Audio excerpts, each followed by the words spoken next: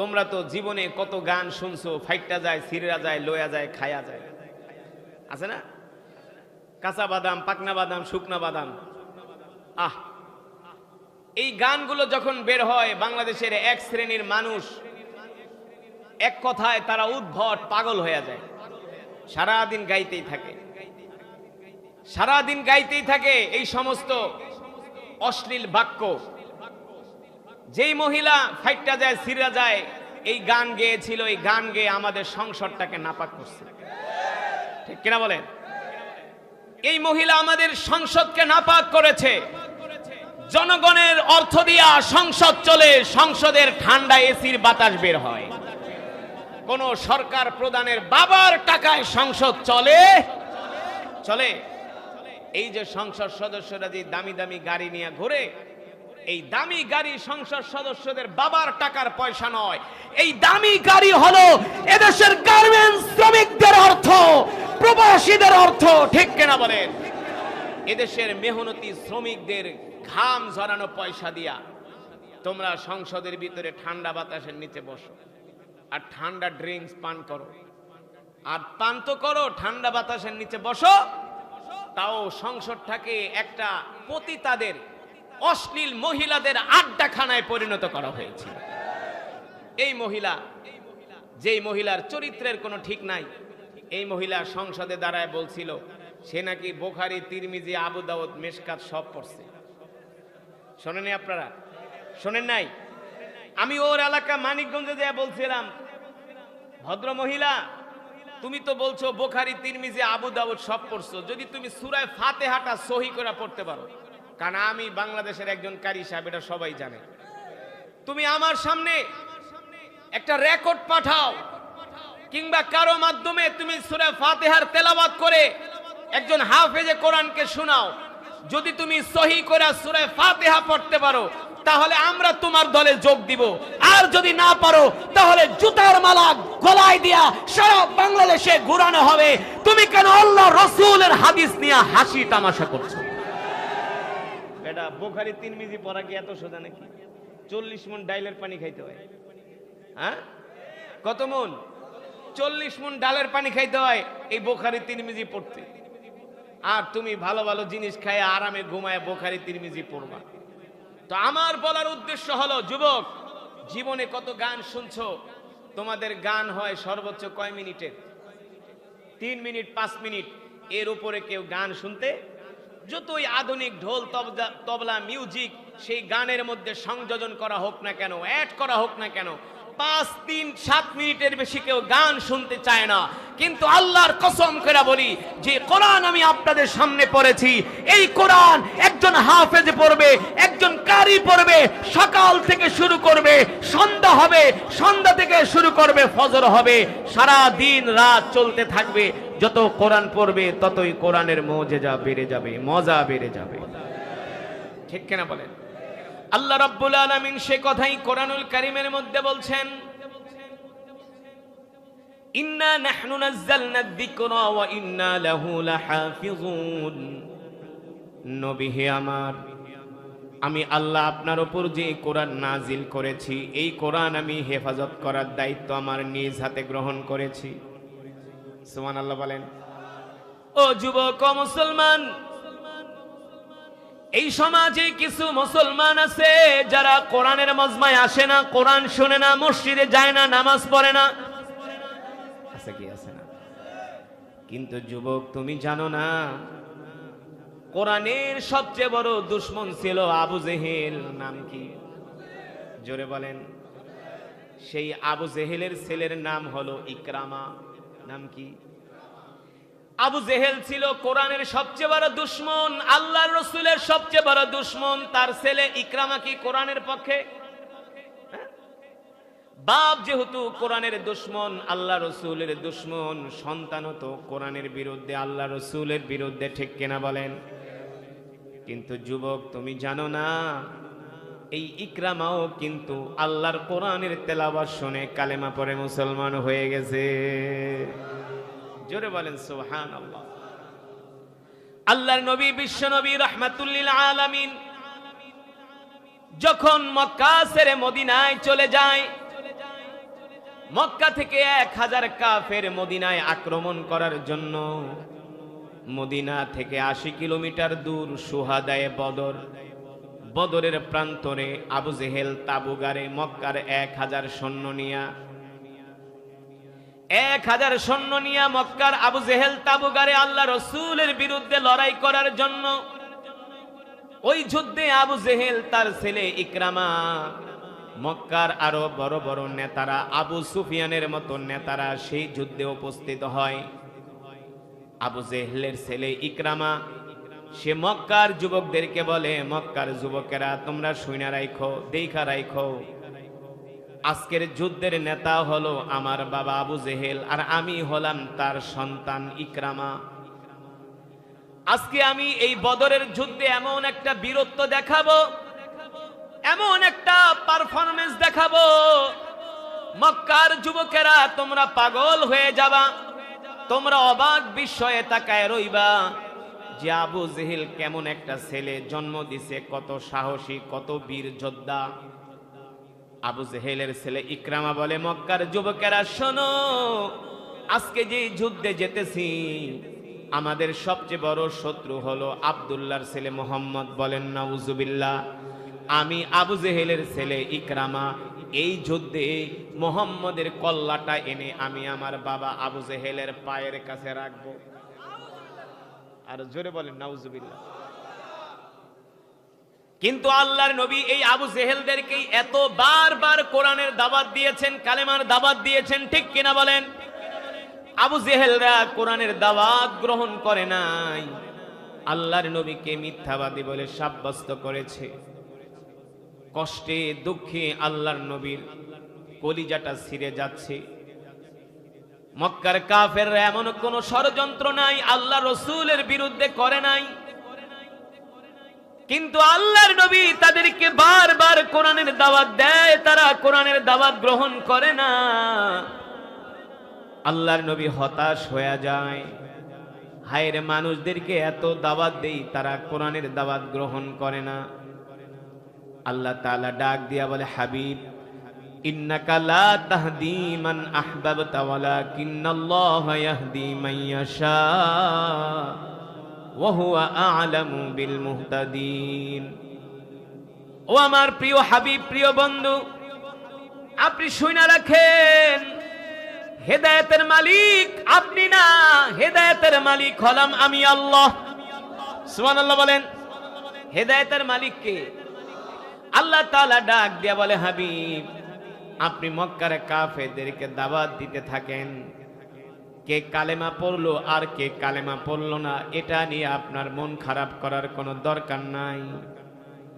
আপনার কাজ হলো দাওয়াত দেওয়া, আর আমি আল্লাহ যাদেরকে পছন্দ করব তাদেরকে আমি আল্লাহ হেদায়াত দিয়া কালেমা পড়ায়া মুসলমান বানায়া দিব। কিন্তু আবু জেহেল হেদায়াত পায় নাই, তার ছেলে ইকরামা হেদায়াত পেয়েছে।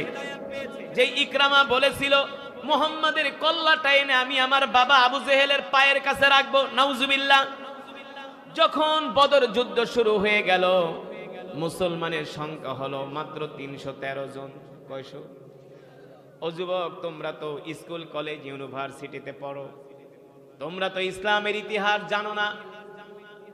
আমার দেশের কলেজ ইউনিভার্সিটির যুবকরা যদি ইসলামের ইতিহাসগুলো জানতো, তাহলে কখনো আমাদের এই কোমলমতি স্কুল কলেজ ইউনিভার্সিটি এমনকি প্রাইমারি স্কুলের ছাত্রগুলো কখনো ইসলাম ছেড়ে দিত না, নামাজ ছেড়ে দিত না, ঠিক কিনা বলেন?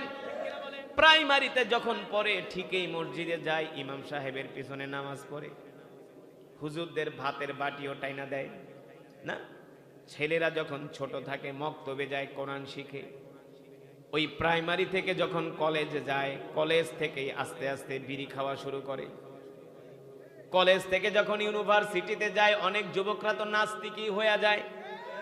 এই নাস্তিক হওয়ার মূল কারণ হলো তাদেরকে ধর্মীয় শিক্ষা দেওয়া হয় না, ইসলামের এই ইতিহাসগুলো তাদেরকে শেখানো হয় না যে আমরা মুসলমান, আমাদের ইতিহাস কি। কোন জাতি যদি তার নিজের ইতিহাস না জানে, তাহলে ওই জাতি সব সময় নিজেকে ছোট ভাবে, ঠিক কিনা বলেন? কিন্তু আমরা তো এমন মুসলমান যেই মুসলমানেরা মাত্র 313 জন 1000 কাফেরকে পরাজিত করছে। শুধু 1000 কাফেরকে না, মাত্র 3000 মুসলমান 8000 কাফেরকে পরাজিত করছে। মাত্র 8000 কাফের, মাত্র 8000 মুসলমান 30,000 কাফেরকে পরাজিত করছে। মাত্র 32,000 মুসলমান 1.5 লক্ষ রোমান সৈন্যদের কাফেরদেরকে পরাজিত করেছে। আমরা হলাম সেই মুসলমান, আমরা হলাম সেই মুসলমান। পৃথিবীর সব দিক থেকে আমরা 1 নাম্বার। বিশ্বাস করেন না? কোন দিক থেকে 1 নাম্বার বলবো? পৃথিবীর শ্রেষ্ঠ নবী পেয়েছি আমরা। পৃথিবীর শ্রেষ্ঠ নবী নাম কি? জনাবে মুহাম্মদুর রাসূলুল্লাহ সাল্লাল্লাহু আলাইহি ওয়াসাল্লাম। শ্রেষ্ঠ নবীর উপরে শ্রেষ্ঠ কিতাব নাজিল হয়েছে, নাম কি? আল কোরআন। শ্রেষ্ঠ নবীর উপরে শ্রেষ্ঠ কিতাব নাজিল হয়েছে, কোরআনুল কারীম। যুবক, আমরা যেই ঘরের দিকে কেবলা করে নামাজ পড়ি, এই ঘর হলো পৃথিবীর শ্রেষ্ঠ ঘর, বাইতুল্লাহ। পৃথিবীর শ্রেষ্ঠ ঘর বাইতুল্লাহ। বাইতুল্লাহর মতো এত দামি পৃথিবীতে ঘর হয় নাই, আর কোনোদিন হবেও না। তারপরে পৃথিবীর যত দামি দামি সম্পদ, সব স্বর্ণের খনি আল্লাহ দান করছে মুসলমানের দেশে। এই যে সুদানে ইসরায়েল আর আরব আমিরাত মিলা সুদানে যে গণহত্যা চালাচ্ছে, এর মূল কারণ হলো সুদানের মাটির নিচে পৃথিবীর সবচেয়ে দামি গোল্ড, পৃথিবীর সবচেয়ে দামি স্বর্ণ হলো সুদানের মাটির নিচে। ওই স্বর্ণের উপরে ইসরায়েল আর আরব আমিরাতের যে প্রেসিডেন্ট খলিফা বলে, আরব আমিরাতের যে আমির জায়েদ আল নাহিয়ান, এটা হলো নাম্বার 1 হারামজাদা। এটা হলো ইসরায়েলের দালাল, ইসরায়েলের গোলাম। ওরা ইসরায়েলের কাছে ক্ষমতার জন্য বিক্রি হয়ে গেছে। আফ্রিকার মহাদেশের মধ্যে সুদান, আমরা যখন মিশরে পড়াশোনা করতাম, অনেক সুদানি স্টুডেন্ট আমাদের সাথে মিশরে পড়তো, আসতো। সুদানিরা এমনি দুর্ভিক্ষ পীড়িত দেশের মানুষ, ওরা এমনিতেই শুকনা শাকনা হ্যাংলা কালো। আমরা অনেক সময় মিশরীরা বসে, আমরা অনেক দেশের স্টুডেন্ট, মালয়েশিয়া ইন্দোনেশিয়া বসে আমরা অনেক সময় খাইতাম, গল্প করতাম ক্লাসের ফাঁকে। তো সুদানি, সোমালিয়ান, নাইজেরিয়ান, ওরা তো একটু কালো, ওরা কি করতো, ক্লাসের এক কোণায় যায় ওরা বসে থাকতো মন খারাপ করে। তা আমরা ডাকতাম, চাল ইয়া হাবিবি, আসতো না, লজ্জা পাইতো। আরে আসো না। আইনাল বিলাদ, বলে আনা সুদানি। সুদানি, তাল আসো। তো লজ্জা পায়। জিজ্ঞেস করলাম, লজ্জা পাও কেন? আমরা গরিব দেশের মানুষ, কালো মানুষ, তোমরা হইলা ধনী দেশের মানুষ, এই কারণে আমরা লজ্জা পাই। ওরা কালো হতে পারে, কিন্তু এরা যে খাবার দেয় বিনামূল্যে হাদিয়া, পাইলে খায়, না পাইলে না খায় থাকে, এত কষ্ট করে ওরা। আর আমরা তো বাংলাদেশ থেকে হজে যাওয়ার আগে মুআল্লিমরে কি কয় বেলা খাওন দিবি, লাহামমান্দি কয়দিন খাওয়াবি, কোন হোটেলে রাখবি। আর ওরা বাইতুল্লাহ থেকে 3-4 কিলোমিটার দূরে অল্প পয়সায় হোটেল ভাড়া নেয়, সেখান থেকে প্রতি ওয়াক্ত হেঁটে হেঁটে এসে ওরা জামাতে নামাজ পড়ে। এত আল্লাহওয়ালা। যেটা বলছিলাম, আল্লাহর নবী, বিশ্ব নবী, রাহমাতুল আলামিন, যার উপরে কোরআন নাজিল হয়েছে, পৃথিবীর শ্রেষ্ঠ ঘর বাইতুল্লাহ, পৃথিবীর শ্রেষ্ঠ কিতাব আল কোরআন, পৃথিবীর সবচেয়ে দামি সম্পদ স্বর্ণ, গোল্ড। যে গোল্ডের উপমা দেওয়ার জন্য সুদানিদের কথা বললাম। পৃথিবীর সবচেয়ে আরেকটা দামি সম্পদ যাকে বলা হয় ব্ল্যাক গোল্ড, কালো সোনা।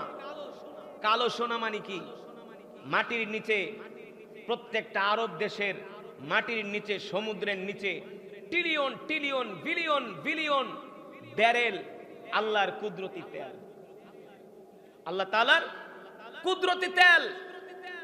আরব দেশ যদি আমেরিকা ইসরায়েলকে তেল দেওয়া বন্ধ করে দেয়, ইসরায়েল আমেরিকা মুসলমান দেশে বোমা ফালানোর মতো দুঃসাহস ওরা 24 ঘন্টার মধ্যে দেখাতে বন্ধ করে।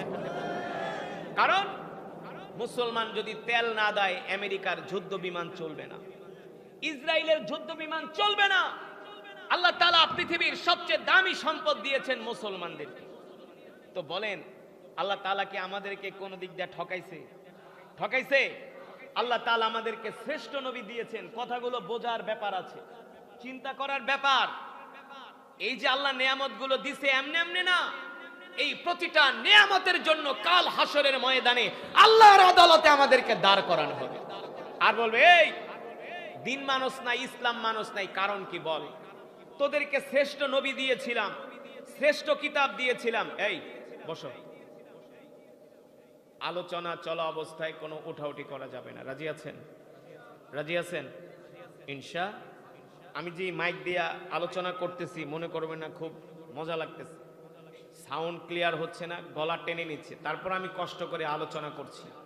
কিন্তু আর কিছু কয়েক মিনিট আলোচনা চলবে, ওঠাউঠি করব না। রাজি আছেন? মোনাজাত দিয়ে একসাথে আমরা বাড়িতে যাব ইনশা। সেই ইমানি শক্তি আপনাদের আছে? ইমানি পাওয়ার আছে? কে কে শেষ মোনাজাত দিয়ে বাড়িতে যাবেন? হাত উঠে আল্লাহকে দেখা, হাত সোজা করেন, সোজা করেন, আল্লাহকে একটা ডাক দেন দিল থেকে, ইয়া আল্লাহ। জোরে বলেন, ইয়া আল্লাহ। আমাদের কবুল করে নেন, আমাদের গুনাহগুলো মাফ করে দেন।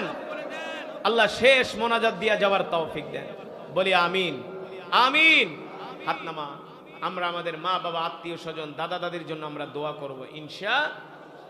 যেটা বলছিলাম, মুসলমান, আল্লাহ রাব্বুল আলামিন আমাদেরকে পৃথিবীর শ্রেষ্ঠ নবী দিয়েছেন, পৃথিবীর শ্রেষ্ঠ কিতাব আল কোরআন দিয়েছেন, পৃথিবীর শ্রেষ্ঠ ঘর বাইতুল্লাহ দিয়েছেন, পৃথিবীর সবচেয়ে দামি সম্পদ স্বর্ণ মুসলমানদেরকে দিয়েছেন, পৃথিবীর সবচেয়ে দামি সম্পদ তেল মুসলমানদেরকে দান করেছেন।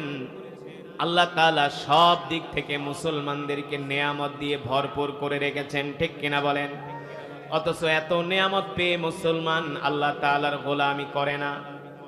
আমরা ঠিক মতো নামাজ পড়ি না, আল্লাহর হুকুম মানি না, আল্লাহর কোরআন পড়ি না।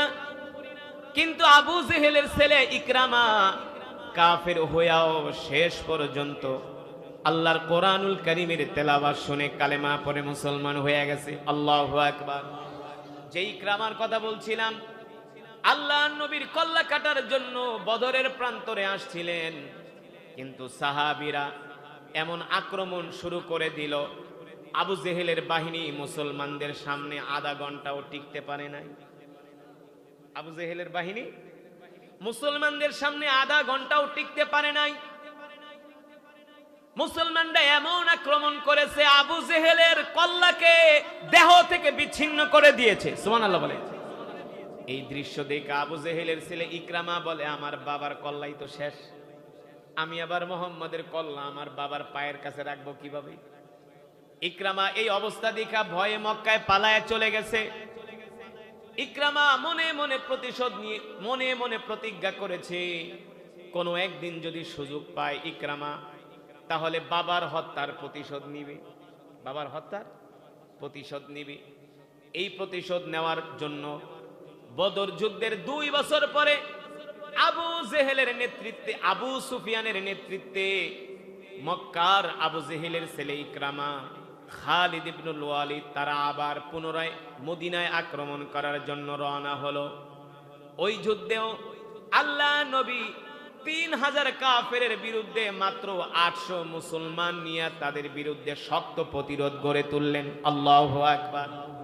সেই যুদ্ধেও আবু সুফিয়ানের বাহিনী পরাজিত হয়ে মক্কায় ফিরে গেল।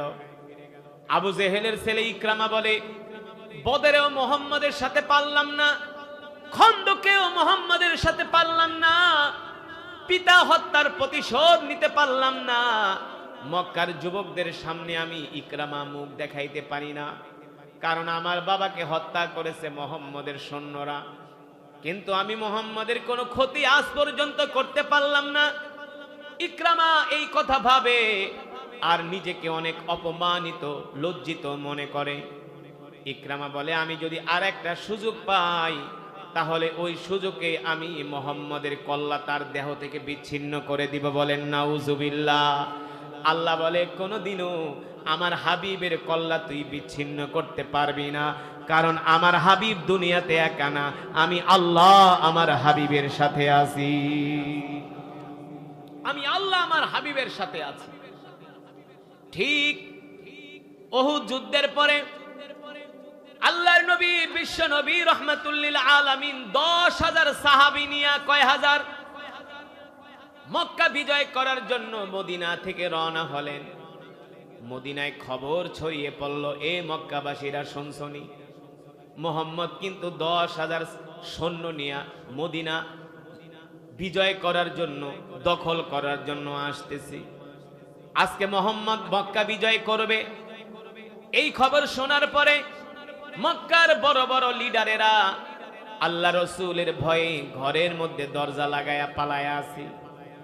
এমনকি আবু সুফিয়ানের মতো সবচেয়ে বড় নেতা মক্কার, তিনিও ঘরের মধ্যে দরজা লাগিয়ে পালিয়ে আছে। আজকে যদি মুহাম্মদের সামনে পড়ি তাহলে আর নিস্তার নাই, মুহাম্মদ আমার কল্লাটা দেহ থেকে বিচ্ছিন্ন করে দিবে। আর আমি তো জানি মুহাম্মদের বাহিনী কত দুর্দর্শ, কত সাহসী। আল্লাহু আকবার। কারণ আল্লাহ রসুলের সাহাবীরা তার জীবনের চাইতো আল্লাহর নবীকে ভালোবাসতো। আল্লাহ রসুলের সাহাবীরা আল্লাহর নবীকে তাদের জীবনের চাইতো ভালোবাসতো। ঠিক কিনা বলেন? উহুদ যুদ্ধে এক সাহাবী দাঁড়ায়া দাঁড়ায় একটা গোস্তের টুকরা খাচ্ছে। এক সাহাবী, আল্লাহ নবী বলে, সাহাবী রে, ময়দানে যুদ্ধ হইতেছে আর তুমি গোস্ত দাঁড়ায় দাঁড়ায় খাইতেছো। সাহাবী বলো, গো আল্লাহর নবী, আমি যদি এখন ময়দানে যায় শহীদ হয়ে যাই তাহলে আমার কি অবস্থা হবে? আল্লাহ নবী বললে, তাহলে তুমি জান্নাতি হয়ে যাবে। সিরাতের কিতাবের মধ্যে আসছে ওই সাহাবী গোস্তের টুকরাটা ফেলে দিয়া ডাল আর তরবারি নিয়ে ময়দানে চলে গেছে। কাফেরদের সাথে লড়াই করে কয়েক মিনিটের ভিতরে আল্লাহর জমিনে আল্লাহর দিন কায়েমের জন্য শহীদ হয়ে গেছে। শুধু এখানেই শেষ না, উহুদের ময়দানে যখন কাফেরেরা আল্লাহর নবীর উপরে আক্রমণ শুরু করলো, রাসূলের সাহাবী হযরতে তালহা রাদিয়াল্লাহু তাআলা আনহু আল্লাহর নবীর সামনে ডাল হয়ে দাঁড়ায় গেছে।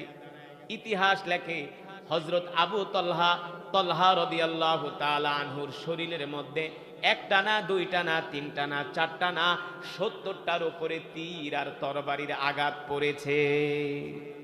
পুরা দেহ ঝাঁঝরা হয়ে গেছে, ঝাঁঝরা। 70টার উপরে তীর হযরত তালহা রাদিয়াল্লাহু তাআলা আনহুর শরীরের মধ্যে বিদ্ধ হয়েছে। এই অবস্থা দেখে আল্লাহর নবী হতাশ হয়ে গেছে। মাঝে মাঝে আল্লাহর নবী উকি দেয় যে কিভাবে কাফেররা আক্রমণ করতেছে। হযরত তালহা রাদিয়াল্লাহু তাআলা আনহু বলে, আল্লাহর রাসূল, আপনি আপনার মাথা উঠাবেন না, মক্কার কাফেররা আপনাকে হত্যা করার জন্য তারা ময়দানে আসছে। আপনাকে যদি তারা হত্যা করতে পারে, আপনি যদি শহীদ হয়ে যান, তাহলে আমরা এতিম হয়ে যাব।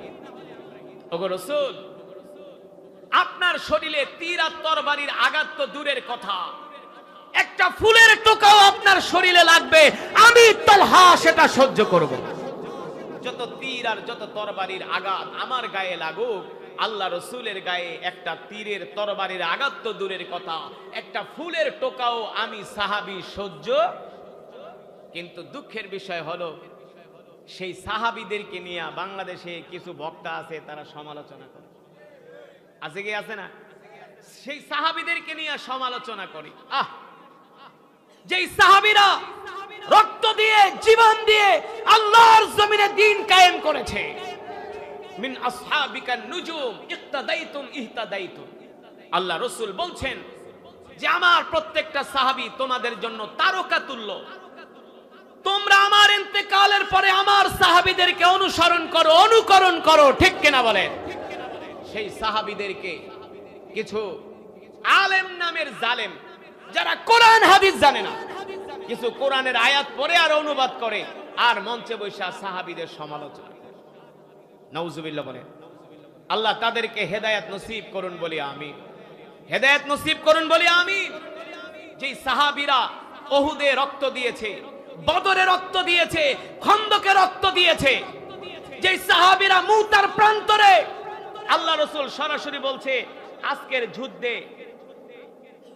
যুদ্ধে আমার পালক পুত্র যায়েদ শহীদ হয়ে যাবে।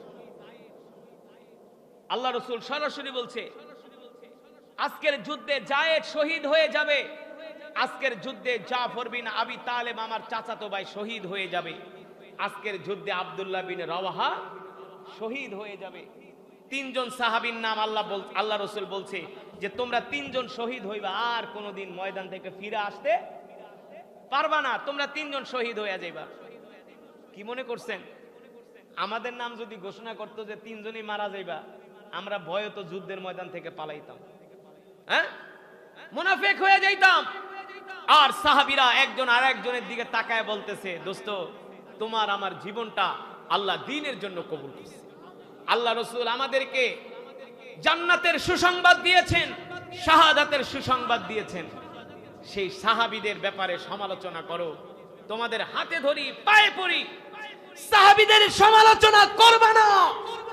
সাহাবীদের রক্ত পবিত্র রক্ত, এই রক্ত যদি না ঝরাতো আল্লাহর জমিনে দ্বীন কায়েম হতো না। আমাদের মতো মুনাফিকদের দ্বারা দ্বীন কায়েম হতো না। সেই সাহাবীদের রক্তের বিনিময়ে ইসলাম কায়েম হয়েছে, ঠিক কিনা বলেন?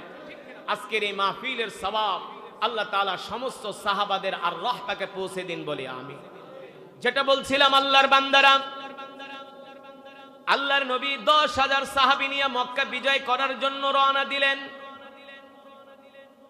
আবু জেহেলের ছেলে ইকরামা যখন এই খবর জানতে পারল, আবু জেহেলের ছেলে ইকরামা মনে মনে বলে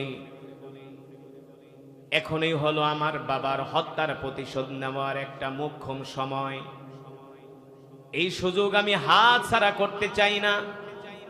মুহাম্মদ যেহেতু মক্কায় আক্রমণ করার জন্য আসতেছে, মক্কা বিজয় করার জন্য আসতেছে, আমি মক্কার যুবকদেরকে নিয়ে মুহাম্মদকে রাস্তার মধ্যে প্রতিরোধ করব। আবু জেহেলের ছেলে ইকরামা ডাক দিল, আইয়ুহা শাবাব, এ মক্কার যুবকেরা আসো, কে আসো আমার সাথে? আজকে আমি আমার পিতা আবু জেহেল হত্যার প্রতিশোধ নিব। মুহাম্মদ আমাদের মক্কা বিজয় করবে, আগামী কাল থেকে মক্কায় আমাদের কোনো ক্ষমতা থাকবে না, কোনো শাসন থাকবে না, কেউ আমাদেরকে নেতা মানবে না। মুহাম্মদ মক্কা বিজয় করবে, মুহাম্মদ মক্কায় শাসন পরিচালনা করবে, আর আমি আবু জেহেলের সন্তান হইয়া মুহাম্মদকে নেতা মানতে পারি না। ও মক্কার যুবকেরা, তোমাদের বাপ ভাইরাও তো মুহাম্মদের বাহিনীর হাতে নিহত হয়েছে, আসো আসো আমরা সেই হত্যার প্রতিশোধ নিব। এই কথা বলে আবু জেহেল 400 যুবক নিয়ে মক্কা থেকে বের হয়ে গেলেন আল্লাহর নবীকে প্রতিরোধ করার জন্য। এই খবর যখন হযরত আলী রাদিয়াল্লাহু তাআলা আনহু জানতে পারলেন, হযরত আলী রাদিয়াল্লাহু তাআলা আনহু মাত্র 300 নওজোয়ান জানবাস মধ্যে মুজাহিদ নিয়া আবু জেহেলের ছেলে ইকরামাকে প্রতিরোধ করার জন্য হযরত আলী এগিয়ে আসলেন। আল্লাহু আকবার। হযরত আলী রাদিয়াল্লাহু তাআলা আনহুর নেতৃত্বে এমন একটা আক্রমণ করা হলো, এক আক্রমণে আবু জেহেলের ছেলে ইকরামা সাহাবীদের সামনে 10 মিনিটও দাঁড়াতে পারে নাই। আল্লাহু আকবার। প্রায় ইতিহাসের মধ্যে আসছে 100-র মতো কাফের সেই দিন আল্লাহ রাসূলের বাহিনীকে প্রতিরোধ করার জন্য 100-র মতো কাফের হযরত আলী রাদিয়াল্লাহু তাআলা আনহুর দিকে এগিয়ে আসছিলেন। 100-র মতো যুবককে পাঠাইছে, তোমরা আগে যায়া প্রতিরোধ করো, তারপরে আমরা পিছনে পিছনে আসতেছি। ওই 100 কাফের যুবককে এমন ভাবে শিক্ষা দেওয়া হয়েছে, তারা মার খেয়ে ময়দান থেকে পালায়ে গেছে। ইকরামা দেখতে পারলো এই যুদ্ধেও ইকরামায় ভালো কোনো অবস্থান তৈরি করতে পারলো না। আল্লাহ রাসূলের বাহিনীর প্রতিরোধে তারা ময়দান থেকে পালিয়ে গেল। ইকরামা দেখে তার আশেপাশে আর কোনো যোদ্ধা নাই। এবার ইকরামা তার হাতের তরবারিটা মাটির দিকে আছাড় মারলো, মনের দুঃখে বলল, আমি আর কোনোদিন আমার পিতা হত্যার প্রতিশোধ নিতে পারলাম না। মনের দুঃখ মনেই রয়েই গেল। আবু জেহেলের ছেলে ইকরামা তরবারি হাত থেকে মাটির মধ্যে ছুঁড়ে দিয়া মাটির মধ্যে বসে পড়ল। আর মক্কার দিকে তাকায় বলে, এ মুহাম্মদ, একদিন আমি আর আমার বাবা তোমাকে মক্কা ছাড়া করছিলাম, আজকে তুমি আমাকে মক্কা ছাড়া করলা। তার মানে আল্লাহ তাআলা কোরআনুল কারীমের মধ্যে বলছেন, কুলিল্লাহুম্মা মালিকাল মুলকি তুতিল মুলকা মান তাশা ওয়া তানজিউল মুলকা মিম্মান তাশা ওয়া তুইজ্জু মান তাশা ওয়া তুযিল্লু মান তাশা বিয়াদিকাল খায়র ইন্নাকা আলা কুল্লি শাইইন কাদির। আল্লাহ রাব্বুল আলামিন বলেন, নবী দুনিয়ার মানুষদেরকে বলে দেন, ক্ষমতার মালিক আমি আল্লাহ, রাজত্বের মালিক আমি আল্লাহ। আমি আল্লাহ যাকে ইচ্ছা ক্ষমতা দান করি, আবার যাকে ইচ্ছা আমি আল্লাহ রাস্তায় রাস্তায় ঘুরাই। ক্ষমতার মালিক আল্লাহ। কিন্তু পৃথিবীতে যারা ক্ষমতা পায়, ওই রাষ্ট্রপ্রধানগুলো এই কথা মানতে চায় না। ক্ষমতা পাইলে মনে করে ওর বাপ দাদার তালুকদারি, বাপ দাদার তালুকদারি। যারা অতীতে রাষ্ট্র পরিচালনা করছিল 16 বছর, আমরা অনেক বুঝাইছি, ক্ষমতা পায়া এত বাহাদুরি করো না, ক্ষমতা পেয়ে ক্ষমতার অপব্যবহার করো না, আলেমদের পিছনে পুলিশদেরকে লেলিয়ে দিও না। আলেমদের রক্ত মারাত্মক কঠিন রক্ত, এই কথা বিশ্বাস করে না। পৃথিবীর ইতিহাস বলে আজ পর্যন্ত কোন পয়গম্বরের রক্ত ঝরায়া পৃথিবীর কোন শাসক ক্ষমতায় থাকতে পারে না। পারছে? জাতির পিতা ইব্রাহিম আলাইহিস সালাম, আমাদের পিতা কে? জাতির পিতা কে? ইব্রাহিম আলাইহিস সালাম। তাকে কষ্ট দিয়া নমরুদ ক্ষমতায় থাকতে পারে না। পারছে? পয়গম্বর মুসা আলাইহিস সালামকে কষ্ট দিয়া ফেরাউন ক্ষমতায় থাকতে পারছে? পারে নাই। আবু জেহেল আল্লাহ রাসূলকে কষ্ট দিয়া আবু জেহেল টিকতে পারে না। বর্তমান যারা নায়েবে নবী উলামায়ে কেরাম, আমরা তো আপনাদের সামনে কোরআনের কথা বলি, দ্বীনের কথা বলি। আমরা তো ব্যক্তি স্বার্থে কোনো কথা বলি না, যা বলি উম্মার উপকারের জন্য বলি। ঠিক কিনা বলেন? এই যে এতক্ষণ যত কথাগুলো বললাম, ব্যক্তি স্বার্থে একটা কথাও বলছি, কোরআন হাদিস থেকে রেফারেন্স দিচ্ছি।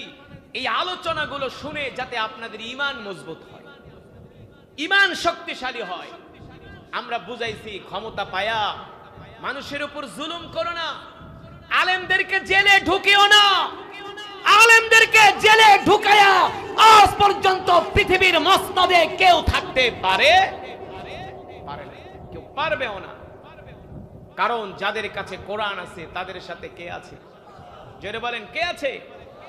ওই আবু জেহেলের ছেলে ইকরামা মক্কার দিকে তাকায় বলে, মোহাম্মদ মনে পড়ছে, মনে পড়ছে, কামা তাদিনু তুদানু, যেমন কর্ম তেমন ফল। একদিন আমি আমার বাবা তোমাকে মক্কা থেকে বের করে দিছিলাম, আজকে তোমার ভয়ে আমি আর মক্কায় যাইতে পারলাম না। আমার বাপ তো শেষ, তার কল্লা তো আগেই ফালাই দিছে। ইকরামাকে আমিও আর কোনোদিন মক্কায় যেতে পারবো না। মনের দুঃখে ইকরামা কি করলেন? ঘোড়া দৌড়ায়া মক্কার যুবকদেরকে বলে দিলে, এই মক্কায় তো আর কোনোদিন যাইতে পারবো না, মোহাম্মদ তো মক্কা দখল করে ফেলাইছে, বিজয় করে ফেলাইছে, চইলা গেলাম বাপ দাদার ভিটা ছাইরা। মনের দুঃখে মনের কষ্ট নিয়ে ইকরামা কান্না করতে করতে ঘোড়া দৌড়ায়া চলে গেছে জর্দানের নদীবর্তী এলাকা, উপকূলীয় এলাকায় চলে গেছে, যেখান থেকে অন্য কোন দেশে পাড়ি জমাবে। ইকরামা এক নদীর পারে যায় তাবু গাড়ছে। তাবু গেড়ে মনের দুঃখে কষ্টে ভারাক্রান্ত হৃদয় নিয়ে সে ওই তাবুতে বসবাস শুরু করছে। এইদিকে যখন আল্লাহ রসুল মক্কা বিজয় করলেন, মক্কা বিজয় করার পরে মক্কার বড় বড় নেতারা আল্লাহ রসুলের কাছে এসে হাতে হাত রেখে কালেমা পড়ে মুসলমান হয়ে যাচ্ছে। এমনকি আবু সুফিয়ানের মতো লিডার, সেও আল্লাহ রসুলের হাতে হাত রেখে কালেমা পড়ে মুসলমান হয়ে গেছে। সুবহানাল্লাহ বলে। এই খবর যখন মক্কার মানুষ জানতে পারলো, দলে দলে মক্কার কাফেররা আল্লাহ রসুলের হাতে হাত রেখে কালেমা পড়ে মুসলমান হতে শুরু করলো। এই খবর শোনার পরে ইকরামার যিনি স্ত্রী ছিলেন তিনিও ছিলেন মক্কায়। ইকরামার স্ত্রী মুখের মধ্যে একটা কাপড় দিয়া মুখটা ঢেকে আল্লাহ নবীর মজমায় আসলেন। আল্লাহ রসুলের বাড়ির হুজরাখানায় আসলেন। দূর থেকে আল্লাহ নবীকে ডাক দিয়া বলেন, ওগো আল্লাহ নবী, আমি আপনার কাছে একটা দরখাস্ত নিয়ে আসছি, একটা আরজি নিয়ে আসছি। আল্লাহ রসুল বললেন, কি দরখাস্ত বলো। ইকরামার স্ত্রী বললেন, শোনেন আল্লাহ নবী, এই মক্কার সবচেয়ে বড় আপনার দুশমন ছিল আবু জেহেল। আল্লাহ নবী বলে, হ্যাঁ, আমি হলাম সেই আবু জেহেলের ছেলে। ইকরামার স্ত্রী, আবু জেহেল হলো আমার শ্বশুর। আল্লাহ নবী বলে, তুমি কেন আসছো আমার কাছে? ইকরামার স্ত্রী বলে, শোনেন, আপনি তো মক্কা বিজয় করছেন, আমি আপনার কাছে সাধারণ ক্ষমা পাওয়ার জন্য আসছি।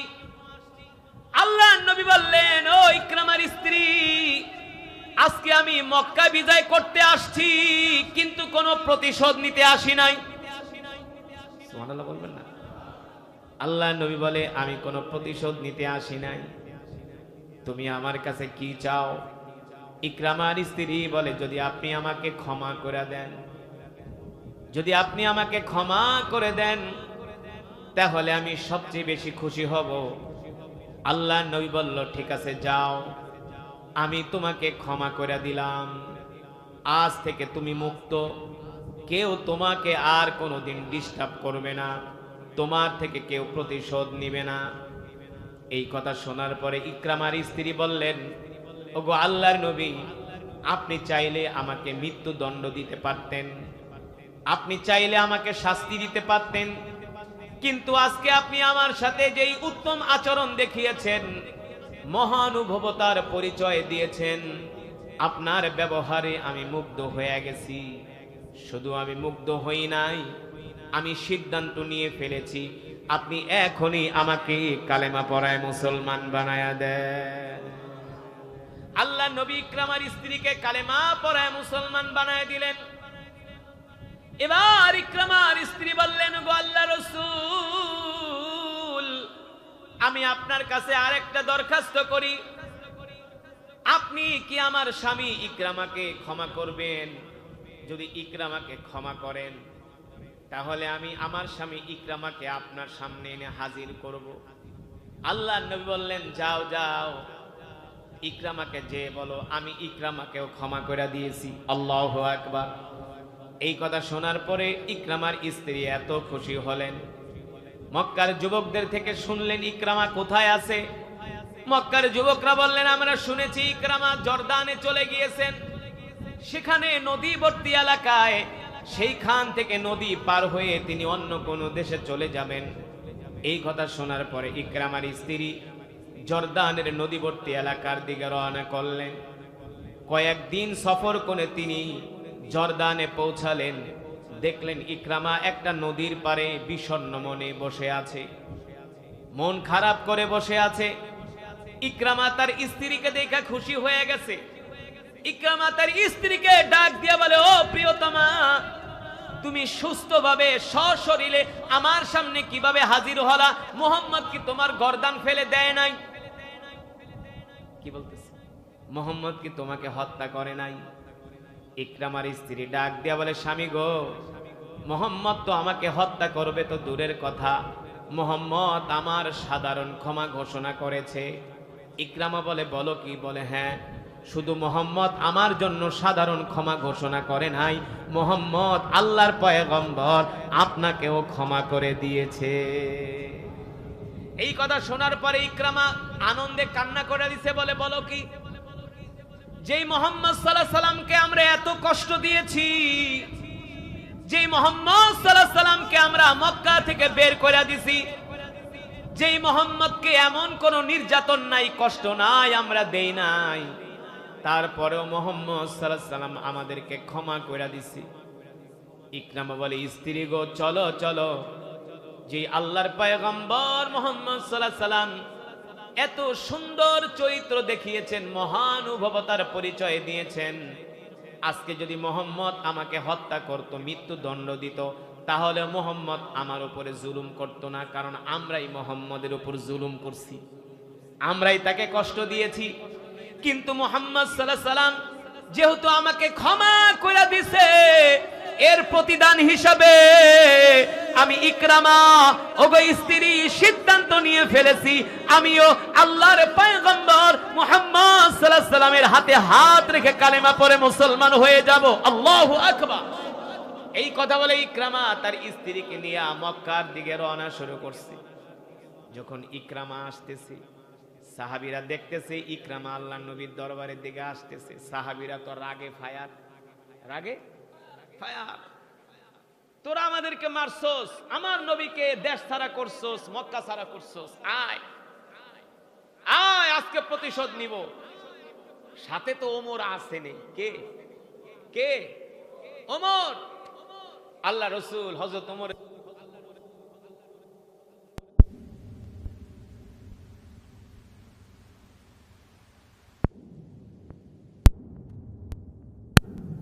মাইক ঠাই দেওয়া শুরু করে দিলেন। কারণ হযরত আবু বকর ছিলেন নরম, ওমর ছিলেন কথা কেনা, হযরত আবু বকর ছিলেন নরম, ওমর ছিলেন ইসলামে নরমও আছে গরমও আছে। যারা মনে করে যে শুধু ইসলামে মিষ্টি মিষ্টি বয়ান আছে, ইসলামে যেমন মিষ্টি মিষ্টি নরম নরম বয়ান আছে, আবার ইসলামে গরম গরম জিহাদের বয়ানও আছে। ঠিক কিনা বলেন? ইসলামে যেমন করে মাথায় হাত দিয়া কোমল ভাবে আদর করার বিধানও আছে, আবার আল্লাহর বিরুদ্ধে ইসলামের বিরুদ্ধে যদি কেউ অবস্থান নেয় লোহার রড দিয়া তাকে পিটানোরও বিধান আছে।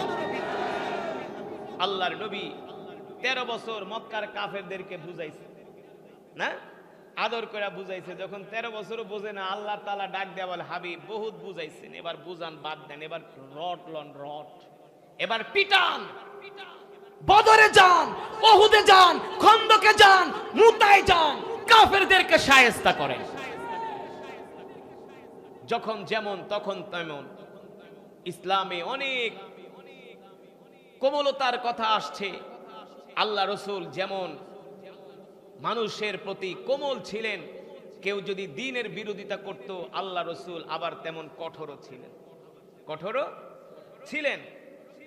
তো ইকরামা বলে, চলো স্ত্রী, আল্লাহ রাসূলের হাতে হাত রেখে কালেমা পড়ে মুসলমান হয়ে যাব। ইকরামা আসতেছে, হযরত ওমর দাঁড়ায় আছে, সাহাবীরা দাঁড়ায় আছে। আল্লাহ রাসূল বলে, ওমর ইকরামাকে আসতে দেন। ইকরামা যখন আল্লাহ রাসূলের দরবারে আসলেন, আল্লাহর নবী সব দুঃখ কষ্ট ভুলে গিয়ে ইকরামাকে জড়ায় ধরলেন। ইকরামা চোখের পানি ছেড়ে দিয়ে বলল, ওগো আল্লাহর পয়গম্বর মুহাম্মদ সাল্লাল্লাহু আলাইহি সাল্লাম, আজকে আপনি আমার সাথে যে আচরণ করেছেন, আপনি যদি আমাকে হত্যাও করতেন আমার প্রতি আপনি বিন্দুমাত্র জুলুম করা হতো না, বরঞ্চ আমরা আপনার প্রতি জুলুম করছি। কিন্তু আপনি আজকে আমার সাথে যে মহানুভবতার পরিচয় দিয়েছেন, আপনি আমার সাথে আজকে যেই সুন্দর আচরণ করেছেন, আমি আপনার আচরণে মুগ্ধ হয়ে গিয়েছি। শুধু মুগ্ধ হই নাই, আমি সিদ্ধান্ত নিয়েছি আমিও আপনার হাতে হাত রেখে কালেমা পড়ে মুসলমান হয়ে যাব। ইকরামা কালেমা পড়ে মুসলমান হয়ে গেল। আল্লাহ রাসূলের দিকে তাকায় বলল, গো আল্লাহর নবী, আমি ইকরামা শপথ করলাম, ওয়াদা করলাম দ্বীনের মানের সাথে লড়াই করার জন্য। এই দিকে হযরত ইকরামা রাদিয়াল্লাহু তাআলা আনহু আর খালিদ ইবনুল ওয়ালিদ রাদিয়াল্লাহু তাআলা আনহুর নেতৃত্বে আমিরুল মুমিনিন খলিফাতুল মুসলিমিন হযরত ওমর 33,000-এর একটা বাহিনী ইয়ারমুকে প্রেরণ করলেন 1.5 লক্ষ কাফেরের বিরুদ্ধে লড়াই করার জন্য। কয় লক্ষ? 1.5 লক্ষ। যখন 33,000 সৈন্য ইয়ারমুকের ময়দানে গেলেন, রোমানরা বলে আমরা হইলাম 1.5 লাখ, আর আমরা হলাম পৃথিবীর সুপার পাওয়ার, আর মোহাম্মদের বাহিনী হলো মাত্র 33,000। তো 33,000-এর সাথে 1.5 লক্ষ সৈন্য যদি যুদ্ধ করে, আধা ঘন্টার বেশি যুদ্ধ করার প্রয়োজন। রোমান কমান্ডার বলল, শোনো, তোমরা নাস্তা টাস্তা খাও না, আধা ঘন্টা যুদ্ধ করে বিজয় অর্জন কইরা আমরা একসাথে নাস্তা খাবো। এই কথা বলে রোমান বাহিনী একযোগে 33,000 মুসলমানের উপর আক্রমণ শুরু করলো। আসলেই এমন আক্রমণ শুরু করছে, আধা ঘন্টার ভিতরে মুসলমানরা ইয়ারমুকের ময়দান থেকে বিচ্ছিন্ন হয়ে গেছে। এমন আক্রমণ, ঝড়ের বেগে তুফানের বেগে আক্রমণ শুরু করছে, শুধু তীর আর তীর, তীর আর তীর। 1.5 লক্ষ সৈন্য যদি চতুর্দিক থেকে গ্রাউ করে একসাথে তীর মারে, তাহলে অবস্থাটা কি হয়? আধা ঘন্টাও মুসলমান ইয়ারমুকের ময়দানে টিকতে পারল না। এই দৃশ্য দেখলেন ইকরামা। তিনি আকাশের দিকে তাকায়া মনে মনে ভাবলেন, আমি তো আল্লাহ রসুলের সাথে ওয়াদা করছিলাম, যতটুকুন শক্তি সময় আমি ইসলামের বিরুদ্ধে ব্যয় করছি, তার চাইতে আমি কয়েক গুণ শক্তি ইসলামের পক্ষে ব্যয় করব। আজকে আমার জীবন চলে যায়, যাক, ইয়ারমুকের ময়দানে আজকে এই যুদ্ধে মুসলমানদেরকে বিজয় অর্জন করতেই হবে, এছাড়া দ্বিতীয় কোনো পথ নাই। যখন রোমানদের আক্রমণে মুসলমান ছিন্ন বিচ্ছিন্ন হয়ে গেল, মুসলমান ময়দান থেকে ছন্নছাড়া হয়ে গেল, কাউকে আর খুঁজে পাওয়া যায় না, ওই সময় ইকরামা রাদিয়াল্লাহু তাআলা আনহু মদিনার যুবকদেরকে উদ্দেশ্য করে বলতেছেন, আইয়ুহাস শাবাব, এ মক্কার মদিনার যুবকেরা, আমি 400 জানবাজ যুবক চাই, যারা কিনা আমার নেতৃত্বে যুদ্ধ করবে। আমি রোমানদের তাঁবুর ভিতরে ওদের কলিজার মধ্যে এমন আঘাত করব, এক আঘাতে আমি রোমানদের কলিজা বিচ্ছিন্ন করে দিব, রোমানদেরকে ময়দান থেকে পরাজিত করব। আমার সাথে 400 মাত্র যুবক দরকার। এই কথা বলার সাথে সাথে মুহূর্তে 400 যুবক হযরত ইকরামার পিছনে আইসা তরবারি নিয়ে দাঁড়ায় গেল। ইকরামা বলে, শোনো, আমি আগে আক্রমণ করব রোমানদের তাঁবুর ভিতরে যায়া, যেখানে ওদের জেনারেলরা বসে আছে, তোমরা আমার পিছনে পিছনে আসবা। ইকরামা রাদিয়াল্লাহু তাআলা আনহু যুদ্ধের পতাকা নিয়ে সবার আগে বিদ্যুৎ গতিতে, ঝড়ের গতিতে তাঁবুর ভিতরে এমন আক্রমণ করলো, একসাথে 400 জানবাজ মর্দে মুজাহিদ আল্লাহ রাসূলের সাহাবীরা এমন আক্রমণ পরিচালনা করলো, এক আক্রমণে 1.5 লক্ষ রোমান বাহিনী ময়দান থেকে আধা ঘন্টার মধ্যে পালায় গেল। আধা ঘন্টার মধ্যে পালায় গেছে। যেই দিকে ইকরামার বাহিনী যায়, সেই দিকে রোমানদের কল্লা ছাড়া আর কিছু দেখা যায় না। কয়েক হাজার রোমান সৈন্যদের মাথা জমিনের মধ্যে পড়ে রয়েছে, কয়েক হাজার। এই দৃশ্য দেখা রোমানরা যুদ্ধের ময়দান থেকে পালায় গেল। মুহূর্তের ভিতরেই মুসলমানরা ইয়ারমুকের যুদ্ধে বিজয় অর্জন করলো। আল্লাহু আকবার। 1.5 লক্ষ কাফের, 1.5 লক্ষ কাফের উট নিয়ে আসছিল, ঘোড়া নিয়ে আসছিল, রসদপত্র নিয়ে আসছিল, অস্ত্র নিয়ে আসছিল, খাবার নিয়ে আসছিল। 1.5 লক্ষ সৈন্যের যত মাল ছিল সব মুসলমানরা গনিমত হিসাবে পেয়ে গেল। কিন্তু ইকরামা রাদিয়াল্লাহু তাআলা আনহুকে রোমান সৈন্যরা এমন ভাবে আক্রমণ করছে, তিনি তো নেতৃত্ব দিয়েছেন। একটা তরবারির আঘাত এসে ইকরামার পেটের ভিতরে বিদ্ধ হয়েছে, এভাবে টান মেরেছে, ইকরামার পেট নাড়িভুড়ি বের হয়ে গেছে। ইকরামা রাদিয়াল্লাহু তাআলা আনহু মাটির মধ্যে লুটায় পড়ছে, সাথে ইকরামার ছেলেও আছে। বাবা আর ছেলে দুইজন মিলা মাটিতে লুটায় পড়ছে। এই দৃশ্য যখন খালিদ ইবনুল ওয়ালিদ দেখলেন, দৌড়ায় আসলেন, আয়েশা ইকরামার মাথাটা তার কোলের উপরে নিলেন। ইকরামা ডাক দিয়া বলে, খালিদ, তোমার কি মনে আছে আমরা সেই ওহুদের ময়দানে আল্লাহর নবীর বিরুদ্ধে আমরা একসাথে যুদ্ধ করছিলাম? আজকে আমরা আল্লাহ রসুলের পক্ষে আবার ইয়ারমুকের ময়দানে একসাথে লড়াই করার জন্য আসছি। খালিদ, আল্লাহ রসুল যখন মক্কা বিজয় করে, আমি আল্লাহ রসুলের হাতে হাত রেখা কালেমা পড়ে মুসলমান হয়ে গেছি। কিন্তু মক্কার কিছু মানুষ এখনো বুঝতে চায় না, মানতে চায় না যে আমি ইকরামা আসলেই মন থেকে কালেমা পড়ে মুসলমান হয়েছি। তারা মনে করে আমি মৃত্যু থেকে বাঁচার জন্য, আমি আমার জান বাঁচানোর জন্য আল্লাহ রসুলের হাতে হাত রেখা কালেমা পড়ে মুসলমান হয়েছি। খালিদ, তুমি মক্কার মানুষদেরকে বলে দিও, আবু জেহেলের ছেলে ইকরামা মৃত্যুর ভয়ে কখনো মিথ্যার আশ্রয় নেয় নাই, সেই দিল থেকেই আল্লাহ রসুলের হাতে হাত রেখে কালেমা পড়ে মুসলমান হয়ে আজকে ইয়ারমুকের ময়দানে আল্লাহর দ্বীনের জন্য শহীদ হয়ে যাচ্ছে। আল্লাহু আকবার। এমনকি ইকরামার কথা শুনা সেই দিন সাহাবীদের মধ্যে কান্নার রোল পড়ে গেল। ইকরামাকে হযরত ওমরের মতো সাহাবীও সন্দেহ করত, যে ওমর রাদিয়াল্লাহু তাআলা আনহুর সম্বন্ধে কোরআনুল কারীমে 27 জায়গায় আয়াত নাজিল হয়েছে, যে হযরত ওমরকে বলা হয় মেজাজে ওহী। হযরত ওমরকে বলা হয় মেজাজে ওহি। হযরত ওমরও মাঝে মাঝে ইকরামাকে সন্দেহ করত যে তুই মনে হয় আমাদের মায়ের ডরে, তুই মনে হয় কালেমা পড়া মুসলমান হইছস, তুই মনে হয় মিথ্যার আশ্রয় নিছস। ইকরামা ডাক দেয়া বলে, খালিদ, আমিরুল মুমিনিনকে বলে দিও যে আমি কোনো মিথ্যার আশ্রয় নেই নাই, আমি দিল থেকেই কালেমা পড়া মুসলমান হয়ে গেছি। শুধু দিল থেকে কালেমা পড়া মুসলমান হই নাই, আমি আল্লাহ রসুলের সাথে ওয়াদা করেছিলাম যতটুকুন শক্তি আমি ইসলামের বিরুদ্ধে ব্যয় করেছি তার চাইতে দ্বিগুণ শক্তি আমি ইসলামের পক্ষে ব্যয় করে আজকে শাহাদাতের অমীয় সুদা পান করতেছি।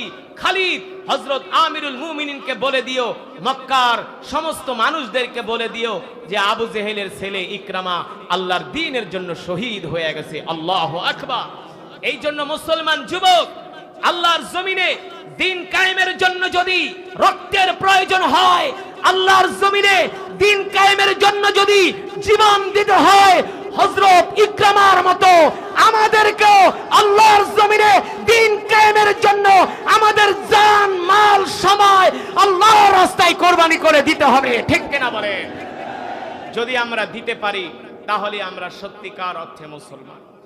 কিন্তু দুঃখের বিষয় হলো বর্তমানের ম্যাক্সিমাম মুসলমান আল্লাহর জমিনে দিন কায়েমের জন্য রক্ত দিবে, জীবন দিবে তো দূরের কথা, কিছু মুসলমান ঠিকমতো নামাজই পড়ে না। ঠিক কিনা বলে? আছে কি আছে না? আমাদের আশেপাশে অনেক মুসলমান আছে নামাজ পড়ে না, মসজিদে আসে না। এই কারণে তাদেরকে বলবো, ভাই আপনাদের হাতে ধরি, পায়ে পড়ি, আপনি যদি আগে নিজেকে মুসলমান দাবি করেন, আগে আপনাকে 5 ওয়াক্ত নামাজ পড়তে হবে। কয় ওয়াক্ত? যখন আপনি 5 ওয়াক্ত নামাজ ঠিকমতো আদায় করতে পারবেন তখন আপনার ঈমানের পাওয়ার বাড়বে।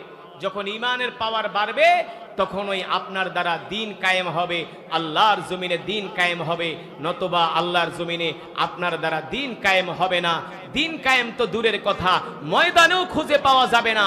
কাফের মুশরিক বেঈমানদেরকে দেখলে এমনি ভয়ে ময়দান থেকে পালিয়ে যাবেন।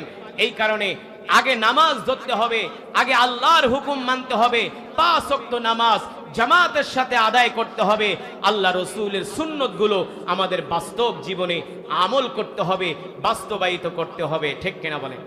তাহলে আজকের মাহফিল থেকে আমরা ওয়াদা করব, জীবনে যতদিন বাঁচবো আর কোনোদিন নামাজ ছেড়ে দিব না। রাজি আছেন? রাজি আছেন?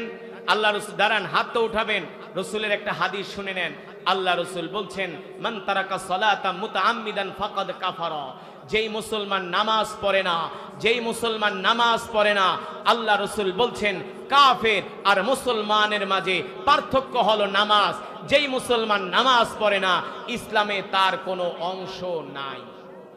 ইসলামে তার কোনো, আল্লাহ রসুল অন্য হাদিসে বলছেন, কোন মুসলমান যদি নামাজ না পড়া মারা যায়, কাল হাসরের ময়দানে আমি নবী তার দিকে ফিরেও তাকাবো না। আরো কঠোরভাবে আল্লাহ রসুল এখানে সাবধান করেছেন যে যারা নামাজ পড়বে না, আল্লাহ রসুল বলেন কাল হাসরের ময়দানে আমি নবী তাদেরকে সুপারিশ করব না। সাহাবায়ে কেরাম যুদ্ধের ময়দানেও তারা নামাজ পড়ছে, যুদ্ধের ময়দানেও তারা নামাজ ছেড়ে দেয় নাই। এই কারণে আজকের মাহফিল থেকে আমরা ওয়াদা করব, প্রতিজ্ঞাবদ্ধ হব, জীবনে যতদিন বেঁচে থাকব, যত দুঃখ কষ্ট যন্ত্রণা, যতই বিপদে আপদে বালা মুসিবতে, যত শত কষ্টের মাঝে থাকি, আমরা কোনোদিন আমাদের ঈমানকে বাঁচানোর জন্য 5 ওয়াক্ত নামাজ আমরা সঠিকভাবে জামাতের সাথে আদায় করব ইনশাআল্লাহ। কে কে রাজি আছেন? হাত উঠে আল্লাহকে দেখান। হাত সোজা করেন, সোজা করেন, ডাক দেন ইয়া আল্লাহ। আরো জোরে বলেন ইয়া আল্লাহ। ওয়াদা করলাম, ওয়াদা করলাম আর কোনোদিন নামাজ ছেড়ে দিব না, নামাজ ছেড়ে দিব না, নামাজ ছেড়ে দিব না। আল্লাহ আমাদের কবুল করে নেন। হাত নামান। নামাজ পড়বেন কয় ওয়াক্ত? কয় ওয়াক্ত? ফজরের নামাজ বাদ দিয়া, এশার বাদ দিয়া না, 5 ওয়াক্ত নামাজ আমরা জামাতের সাথে আদায় করব। শুধু জামাতের সাথে আদায় করব না, নামাজ যে পড়ব, নামাজের আগে আমরা উত্তম রূপে মেসওয়াক করব। কি করব? হাতে সব সময় একটা তসবিহ রাখবো, তাসবিহ। কমপক্ষে প্রতিদিন 1000 বার আল্লাহ রসুলের নামে দুরূদ পড়বেন। কয় হাজার? কেউ যদি আল্লাহ রসুলের শানে প্রতিদিন 1000 বার দুরূদ পড়তে পারেন, ইন্তেকালের আগে আল্লাহ রসুলকে দেখবেন, আপনি ঘুমের ঘরে আল্লাহ রসুলের সাথে আপনার সাক্ষাৎ হয়ে যাবে। কয় হাজার বার দুরূদ? যদি আল্লাহ রসুলকে দেখতে চান 1000 বার দুরূদ পড়বেন প্রতিদিন ইনশা। আর আল্লাহ রসুলের সুন্নতগুলো কদমে কদমে মানার চেষ্টা করবেন, কদমে কদমে। কোনো মানুষকে কষ্ট দিবেন না, কোনো মানুষকে কষ্ট দিবেন না। আপনি যদি কোনো মানুষকে কষ্ট দেন, পাড়া প্রতিবেশীকে কষ্ট দেন, আপনার আশেপাশে যারা আছে তাদেরকে যদি কষ্ট দেন, যত ইবাদত করেন আল্লাহর দরবারে কোনো ইবাদত কবুল হবে। কারণ আল্লাহ রসুল কোনোদিন মানুষকে কষ্ট দেয় নাই, সাহাবীরা কোনোদিন মানুষকে কষ্ট দেয় নাই। আমরা মানুষকে ক্ষমা করে দিব, মানুষের সাথে উত্তম আচরণ করব।